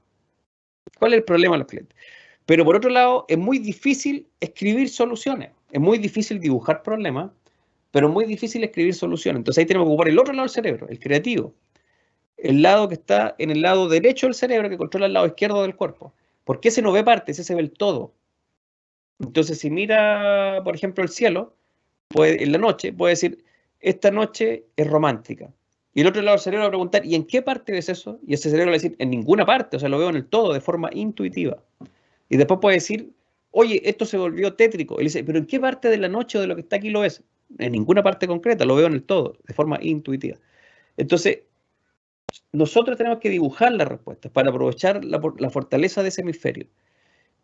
Pero cuando la estamos dibujando, si estamos pensando que vamos a dibujar, seguimos ocupando el otro hemisferio, el racional, que es el que tenemos más fortalecido porque fue lo que nos entrenaron en la edad básica, en la media y en gran parte de nuestras vidas. No, como dijimos, en nuestras vidas no siempre hemos tenido tanto apoyo para desarrollar las habilidades creativas. Entonces tenemos que dibujarlas. Y si no somos buenos para dibujar, no importa. Pero tenemos que empezar a mover el lápiz, empezar a moverlo, tratar de hacer el dibujo de la mochila, y de repente se va a activar ese lado del cerebro y ustedes lo van a notar, van a darse cuenta que están pensando de forma distinta. Entonces tienen que hacer 5 dibujos, que sean 5 formas de hacer soluciones, pero realmente distintas. 5 maneras distintas de solucionar ese problema. Y después se lo tienen que mostrar al cliente. Y el cliente les va a decir, mira, me gustó esta parte de la 1, o me gustó esta parte de la 3, o mezcla estas cosas para que sea de tal manera. Y después de que tienen esa retroalimentación, hacen un dibujo final. Si yo les digo, te voy a hacer una mochila bonita y cómoda, todos ustedes me pueden decir, ya, perfecto, porque el lenguaje es muy indexical. En cambio, los dibujos tienen menos indexicalidad. Ustedes van a poder ver y decir, sí, eso es bonito. O van a decir, no, eso para mí no es bonito. Entonces tenemos que hacer esos dibujos y tenemos que hacer una propuesta final donde venga un dibujo donde tenga todo lo que el cliente nos dijo, todo lo que quería tener de las distintas propuestas que le mostramos. Hacemos la mezcla y hacemos una propuesta final. Después hacemos maquetas muy baratas, con cartón, diario. Hay empresas, por ejemplo, como Ideo, que facturan millones de dólares y que las primeras maquetas las hacen con diario, con papel, etc. Y no tienen que ser maquetas tan elaboradas, eso después lo pueden hacer diseñadores industriales, lo pueden hacer ingenieros industriales. Lo que ustedes necesitan es hacer una pequeña maqueta que entienda la base del producto y después, a medida que se va avanzando, siguen otras personas del equipo donde pueden hacer las maquetas finales hasta llegar al prototipo final. ¿Ya? Y esto después se puede hacer, y eso es el design thinking, y toda esa información que hablamos ahora también se podría incorporar en el Canvas. Ya que esa otra metodología, pero era para mostrarle, después, si ustedes llegan a trabajar con nosotros, vamos a trabajar con muchas otras metodologías, como Lean Startup, como Canvas, con Scrum, que están todas conectadas. Son metodologías ágiles que permiten que funcionen bien. En el Canvas está muy mal hecho cuando hacemos ocupamos el Canvas y escribimos y dejamos las cosas así tal cual. El Canvas tiene que estar cambiando todas las semanas. Sabemos un poco el cliente, lo notamos. Anotamos después el problema, anotamos el precio. A medida que si nos damos cuenta que el precio no lo quieren pagar los clientes, tenemos que cambiar lo que entendemos los clientes o cambiar la propuesta. El Canvas tiene que estar moviéndose todo el rato, todas las semanas cambiar, siempre estar modificándose, hasta que encontremos el modelo, hasta que digamos esto le gustó a los clientes. Y el Design Thinking es una herramienta que nos permite ir llenando el Canvas, eso que estamos mirando ahí. Entonces, el Design Thinking, ¿para qué nos sirve? Para tomar la perspectiva del cliente, para poder trabajar problemas que estaban resignados y que no los veíamos, que los confundíamos con una realidad, para encontrar nuevas soluciones. Entonces, el Design Thinking es una herramienta muy poderosa que nosotros en la Universidad Autónoma de Chile la ocupamos hace muchos años ya, pero sigue siendo nueva. Hay mucha gente que no la conoce y hay empresas, grandes empresas incluso, que la están recién ocupando hace 1 o 2 años. Pero nosotros la trabajamos desde hace mucho, mucho tiempo y en otro ecosistema el Design Thinking se ocupa desde hace casi 20 años, ya como 18 años más o menos. Pero acá hay muchas empresas que la siguen considerando y la llaman una nueva metodología. ¿Ya? Pero de eso se trata el Design Thinking. Ahora quedo atento, Juan Pablo, si es que hay algunas preguntas, algunas dudas o cosas que quieran consultarnos. Hola, sí, Mario. Mira, hay una pregunta aquí de Diego que dice, ¿cómo pueden sobrevivir las empresas que no tienen un sistema desarrollado o avanzado de datos que les permita tomar decisiones en base a esta información? Hoy día no es tan difícil conseguirlo. Por ejemplo, en Soho hay sistemas de CMR que toman estos datos y que son gratuitos. Hoy día es importante tenerlo. Pero si es que es una empresa de nicho, o sea, que trabaja solo con sus vecinos, por ejemplo, con clientes muy cercanos, podría hacerlo igual. Y eso es un fenómeno que está creciendo harto, pero si queremos tener hartos clientes y crecer, tenemos que empezar a trabajar con los datos. De aquí para adelante va a ser fundamental. De aquí para adelante. Era como en la agricultura. La gente decía, ya, pero ¿cómo lo hacen los que no quieren ocupar tractor y máquina? Dicen, bueno, se va a poder igual. ¿ya? Vamos a poder ocupar tractores y máquinas, o sea, vamos a poder hacerlo sin tractor y máquina, pero hoy día nos dimos cuenta que los que no ocuparon tractor y máquina quedaron muy atrás, no pudieron seguir trabajando. Entonces, hoy día todas las empresas tienen que preocuparse de poder trabajar con los datos, ¿ya? Tienen que empezar a capacitarse en eso. Y no solamente los trabajadores, sino que los dueños. En las grandes empresas esto ha sido un problema, porque los propios gerentes bloquean los procesos de innovación y los procesos de transformación digital. Entonces, ¿qué es lo que se ha hecho? Se han creado células ágiles. ¿Ya? Grandes empresas lo están haciendo, células ágiles, donde hay algunas personas que empiezan a trabajar la innovación, incorporan todas estas nuevas metodologías y después se las van entregando a las grandes empresas para que la empiecen a aplicar. Entonces, si ustedes, por ejemplo, tienen familiares que tengan una pyme, ustedes podrían crear ustedes la célula ágil, capacitarse en la célula ágil, poder entender de qué se tratan estos procesos y poder entregarles la información después lista a las empresas con las que ustedes trabajan. ¿Ya? Yo me voy a cambiar de cámara en este momento. Sí, pero no sé si respondí la pregunta. ¿Respondí la pregunta? Ahí vamos a esperar al comentario de Diego para ver si respondiste la pregunta. También tenemos otra pregunta que dice, ¿es legal que las empresas recopilen la información de nuestro comportamiento a través de los términos y condiciones que nadie lee, pero que todos siempre aceptamos? Es una discusión que está en curso. Es una discusión que está en este momento en curso. Y hay que definirlo, porque nadie lo había escrito porque antes no se hacía. Entonces era algo que nadie había pensado. Por ejemplo, en algunas elecciones se ocupó el Big Data, eso que tú ocupas, para saber qué le gustaba a las personas. Entonces, durante las campañas se le respondió por redes sociales a las personas que se iba a hacer eso. Es como, por ejemplo, decir, ya, si entendemos que a estas personas les gustan los perros, le vamos a decir, si yo salgo presidente, estamos a favor de que todos tengan perros. Pero si a otras personas les gustan los gatos, en las redes sociales a esas personas le enviaron un mensaje y decir, a mí me encantan los gatos. ¿Ya? Se ocupó para eso, y eso es una discusión que todavía está presente, porque, y aquí estamos hablando de política, ¿ya? Y es un tema súper sensible porque decimos, ¿qué sentido tiene que los candidatos me digan todo lo que yo quiero escuchar? ¿Ya? Pero, y eso está en discusión.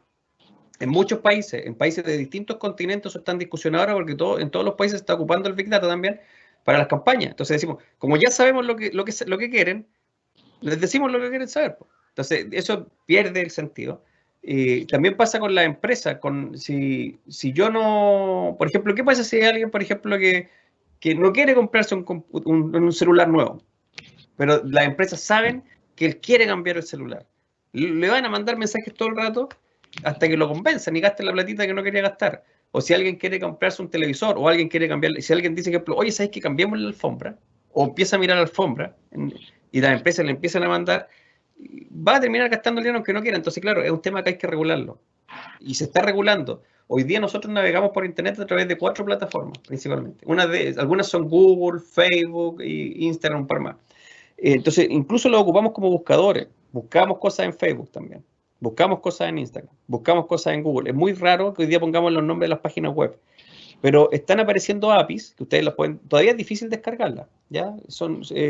Pero van a ser comunes después y se van a descargar porque hoy día es más por invitación. Son pruebas que se están haciendo. Pero son APIs que uno las pone en el navegador y bloquean la información. Entonces, después Google, Facebook, YouTube, etcétera, no pueden saber lo que tú estás viendo. Así que puede que se regule legalmente, o también puede ser que se regule por el propio mercado, o sea, que empiecen a irle bien a estas empresas que están haciendo esos desarrollos que son para bloquear la información, donde cada uno de nosotros va a poder descargarlo y ocuparlo. Pero es un tema complejo y que está en discusión, está presente en todos lados, está presente en el ámbito de los negocios, de la política, en todos lados. Porque tenemos que aprender y no solamente aquí como cultura, no es un tema de Chile, como especie. Tenemos que aprender qué vamos a hacer ahora con los datos, porque antes nosotros no teníamos tantos datos. Es un tema que se está regulando. Todavía no hay normas, entonces no hay, por ejemplo, las personas que lo están ocupando en política no tienen ningún tipo de sanción porque no hay ninguna ley que lo prohíba tampoco. ¿Respondí o no? Sí, efectivamente respondiste. Diego también dijo que ahí escribió que sí había respondido. Mira, y hay una pregunta muy interesante de Sofía, que esto ya también es como Es como algo que se puede creer a futuro. Dice, ¿es cierto que la próxima guerra mundial será con armas de información? No sé, ¿tú qué puedes opinar sobre eso frente al tema o el mundo globalizado, sobrecomunicado que estamos hoy en día? Puede ser, algunos dicen que eso es lo que está ocurriendo hoy, pero es difícil, ¿sabes? Por ejemplo, algunos dicen que eso es lo que está ocurriendo entre China y Estados Unidos en estos momentos, ya que se están boicoteando. O sea, el año pasado, por ejemplo, vimos como la CEO de Huawei fue a Estados Unidos y la tomaron presa. Y después la liberaron y dijeron que era solo por dudas. La tuvieron presa. En China hemos visto también casos donde robaron información de Estados Unidos y también se compró, robaron información. Si fueron algunas empresas chinas a Estados Unidos, eh, pidieron unos subsidios que se piden para solo empresas para trabajar en Norteamérica y se llevaron ese dinero para hacer empresas en otros lados. O sea, están ocurriendo esas cosas. Se ha acusado a hackers rusos que dicen que trabajan para el Estado, que le han robado toda la información a otros países de Europa. Dicen que fueron ellos también los que se metieron en el Banco Estado acá de Chile y se llevaron un montón de datos. Puede ser, pues, puede ser. Algunos dicen que está ocurriendo hoy. Y por eso mismo los temas de ciberseguridad están siendo cada vez más fuertes. O sea, por ejemplo, cuando se inventó la energía nuclear, que era cuando la inventó Einstein, dijo que esto él lo estaba inventando para que todos tuviéramos energía limpia y barata y que todo fuera más barato y que tuviéramos más oportunidades, que se pudiera ocupar para muchas cosas. Pero finalmente se hicieron muchos desarrollos para hacer bombas con ese desarrollo. Entonces, la carrera también fue para crear todos los sistemas de inteligencia y seguridad para que los terroristas no puedan construir bombas nucleares. Entonces, hoy día hay un tema parecido, ¿ya? Porque el que controle los datos controla todo finalmente, ¿ya? Entonces, hay un tema de ciberseguridad súper grande y todas las carreras lo están tratando de empezar a incorporar y van a seguir apareciendo y van a aparecer carreras nuevas y disciplinas nuevas que van a ser así como existen guardias o existen policías o uniformados. Van a haber después personas que van a estar ahí vigilando los datos, ¿ya? Porque por ejemplo, así como existen los hackers, que es como para mostrar que son capos, o que pueden programar mejor que otros, y a veces le sacan el dinero a personas de los bancos, cosas así. Y a veces no para hallárselo, sino que para sacarlo nomás. Porque si lo sacan para ellos, se los podrían pillar.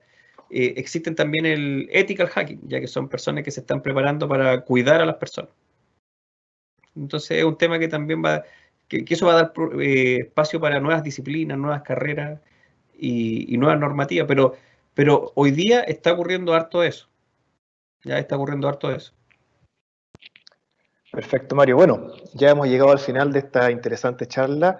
Te damos las gracias, Mario, por tu tiempo y disposición en compartir estas experiencias con nuestros estudiantes secundarios. Sabemos que para ellos también es muy importante ya que puedan ver lo que es su futuro profesional, sobre todo el área de ingeniería comercial, el área comercial, administración y negocios. Nada, simplemente agradecerte nuevamente, Mario, agradecer a cada uno de los participantes de esta actividad. Había muchos comentarios, de hecho aquí hay un comentario que dice que es muy buena charla, lamentablemente está anónimo, pero le enviamos un gran saludo a ellos.